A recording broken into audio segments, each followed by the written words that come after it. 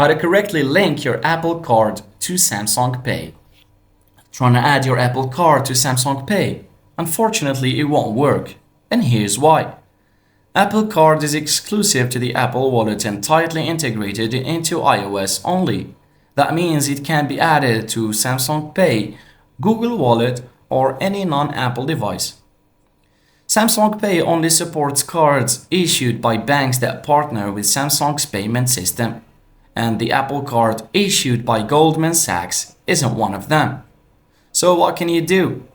If you want mobile access to Apple Card, you'll need to use it on an iPhone or Apple Watch and manage everything through the Wallet app. For Samsung users, your best option is to use a different credit card that supports both Apple and Samsung Pay, such as cards from Chase, Capital One, or American Express.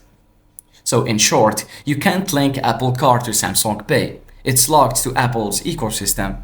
Thanks for watching.